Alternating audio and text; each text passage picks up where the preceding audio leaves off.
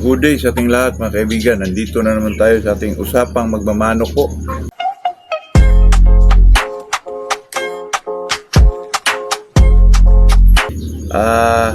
Kahapon mga kaibigan ay pinag-usapan na natin yung yung about sa kulungan na napakaganda naman ang maidulot sa ating mga manok po. Ngayon mga kaibigan ay shout out muna tayo sa ating kaibigan na si Giovanni Kumita po from Cebu City. Ang pag-usapan naman natin ngayon mga kaibigan ay itong tinatawag na paano ba natin turuan ang isang manok para umaangat sa laban. Kasi naman mga kaibigan, sa ating pagkakaalam po, ito talagang umaangat yung isang manok ay makukuha talaga yan sa bloodline mga kaibigan, lalo na sa mga roundhead, sa mga limon, or sa mga sweeters. Kasi itong umaangat na manok mga kaibigan ay sa bloodline talaga natin yan makikita po. At saka may mga manok naman mga kaibigan na tinatawag nila na ground fighter po, yung mga hatches. Ganun talaga yun mga kaibigan. Kaya nga may tinatawag na pag ikaw ay isang breeder ay magtimpla-timpla ka po kung sakasakaling yung manok mo ay medyo ground fighter, haluan mo siya ng mga light falls para naman lumalabas yung angat ng isang manok, may mga ilag. Kaya depende na lang sa atin yun. Pero pag gusto mo talagang umaangat yung manok mo ay ground fighter, may dulot naman tayo, may mabibigay naman tayo mga tips yan mga kaibigan. Kasi dati po ay ako po ay nag-handler tayo ng mga manok din mga kaibigan. Dito sa atin lang po ay tayo na may mga gilid-gilid boys lang mga kaibigan, yung tinatawag na walang mga pira ba mga kaibigan, yung talaga mahilig lang sa sabong po.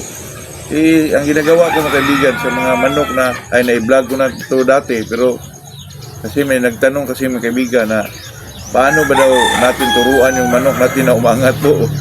Natawa ako dyan yung tinatawag na turuan po, kasi dati ang dami yung nagbaba sa akin na tinuturuan yung manok na umiilag, pero totoo yun mga kaibigan, yung tinatawag nilang umiilag po. Ilang bisis ko yung ginagawa mga kaibigan na yung itsahan mo yung manok mo, sa sunod na magbitaw ka, talaga umiilag na po. Pero itong tinatawag nilang mga kaibigan, yung umaangat, medyo mag-google ka rin ng ilang araw para talaga makuha ng isang manok po. Kasi ang mga manok mga kaibigan, talagang may mga utak din to, at saka marunong din silang magtanda kung ano yung nasaktan ba sila o hindi. Kaya nila gawin yung dapat nilang gawin po. Katulad nitong umangat mga kaibigan. Ang estilo ko dyan mga kaibigan, pag ako ay gusto ko ang manok ko ay umangat po. Diba, ang manok tayo mga kaibigan, magkahig tayo. Diba, sa priko natin, ibangga natin. May manok talaga mga kaibigan na kahit pagbangga lang, hindi magbangga po. Kasi talagang ground fighter, talagang gusto niya palo kagad po mga kaibigan. Kung sa atin dyan mga kaibigan, ang gawin mo dyan ay ikahig mo lang, simpleng kahig lang mga kaibigan. Tapos buhatin mo yung manok mo, parang iitsa mo sa mga kaibigan, pero dito sa harap ng dibdib mo siya hawakan po. Na parang i-guide mo siya mga kaibigan ba, na parang iitsa mo siya pataas. Pag magtamaan na yun mga kaibigan, susunod na bakol yan mga kaibigan, pag ginagawa mong magkahig ka, talagang kusang kusang umangat na po mga kaibigan. Totoo yan mga kaibigan, na pag magkahig ka ng isang manok, i-guide mo lang, hawakan mo yung dibdib niya, tapos iitsa mo mga kaibigan, na parang papangat po. Tapos yung partner mo naman na tagakahig mo ay talaga ipabangga mo mga kaibigan. 2 bisis, 3 bisis po ay talagang ang manok mo po mga kaibigan ay maangat talaga yan. Totoo yan mga kaibigan. Ito naman sa atin ay sinasabi natin dito ay yung mga ginagawa lang natin po.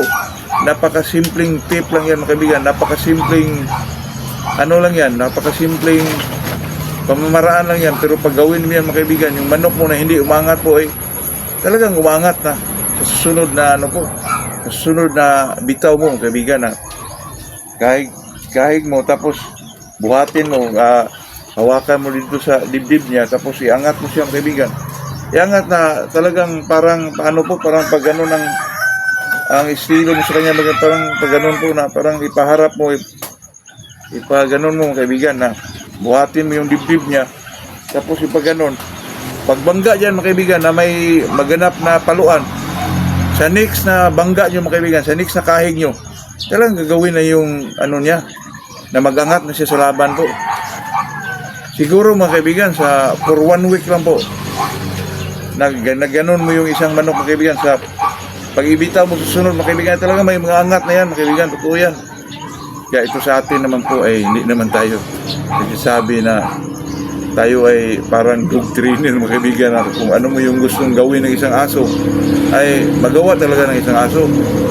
Totoo yan, mga kaibigan. Kaya bilang isang handler ng manok o nag-alaga ng isang manok, ilang bisis ko na yan ginagawa po na umangat talaga ang isang manok, mga kaibigan, through kahig lang.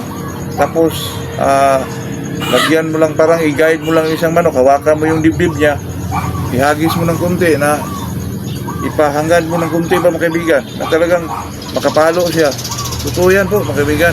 Ito naman sa atin ay hindi naman natin sasabihin dito kung hindi natin ginagawa yan, kasi mahirap naman yun, mga kaibigan. Kaya sa atin po, ito ay usapang magmamanok lang. Totoo yan, na pagkahig ka ng isang manok, hawakan mo sa dibdib, tapos isabayan mo ng medyo may kunting hagis, mga kaibigan, tapos ipahangad mo ng kunti, mga kaibigan, para naman madali lang sa kanya pumalo ko. Yun lang. Pag may maganap na paluan dyan, mga kaibigan, tapos sunod na kahig mo o isang bangga, ay nandun na po yung mga angat ng isang manok. Totoo yan, kahit gawin nyo pa yan, mga kaibigan, talagang magagawa po sa isang manok yan, mga kaibigan, kasi ang manok naman, kahit maliit ang ulo niya, may utak yan, mga kaibigan. Kaya talagang maintindihan nila kung ano ang gusto mong ipagawa sa kanya, mga kaibigan. Bago tayo mga kaibigan, bago tayo tapos sa ating vlog, may mga tanong po sa akin sa message po na saan daw makabili ng MIB. Yung MIB naman po ay may bili mo lang yan sa mga poultry supply po. MIB, poultry supply. At saka may nagtanong din sa akin, mga kaibigan, na paano daw gumagamit ng isang honey po, o sa Bisaya yan, mga kaibigan, ay dugos yan.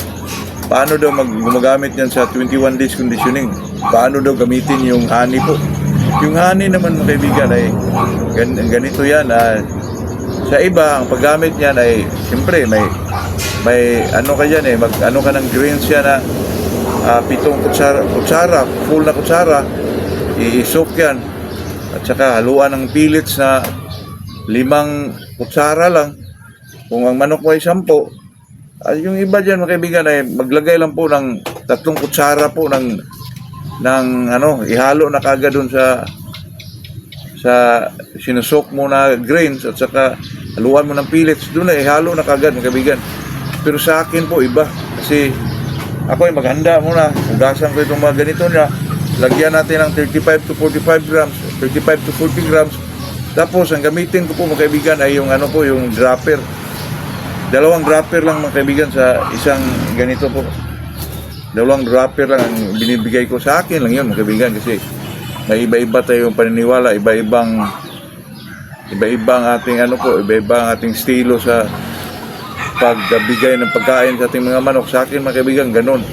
Kaya iba-iba din tayo, kasi yung iba, yung magbibigay sila ng puting itlog ay talagang inano nila, mga kaibigan, talagang ginaganon sa kutsilyo, tapos hinahalo. Sa akin naman ay 3 cubes lang po ng puting itlog. Yun lang, mga kaibigan, napakasimple lang po. Yung iba naman, kung maglagay ng karne, ay talagang inano po, inugutan, mga kaibigan, tapos ilagay. Sa akin po, 2 cubes lang ng karne, mga kaibigan. Yun lang po, iba-iba talaga, kasi hindi naman natin masasabi na itong sa atin ay tama.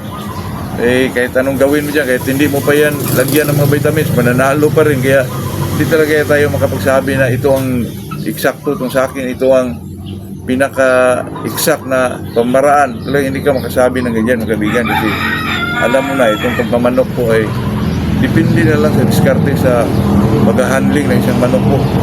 Kaya sa akin, mga kaibigan, hindi ko talaga ako magyayabang o sabihin na itong sa akin ay pinaka-eksakto o pinaka-the best na pamaraan. Ako, mahirap magsalita ng ganyan, mga kaibigan, kasi itong pagmamanok po ay all throughout, sa buong buhay mo po ay parang nag-study ka, mga kaibigan. Kulang isang buhay ng isang tao po. Totoo yan, mga kaibigan. Kaya sa atin, itong pagmamanok po ay talagang learnings every day. Para makuha mo yan, makinig ka sa mga kaibigan mo na medyo nauna sa'yo. Huwag mong, mga kaibigan, huwag mong tigasan yung sarili mo na ikaw ang pinakamagaling po. Kaya ito lang po ang ating maisabi o may parating na tip man or isang pamaraan sa pag-alaga ng manok. Good morning sa ating lahat po.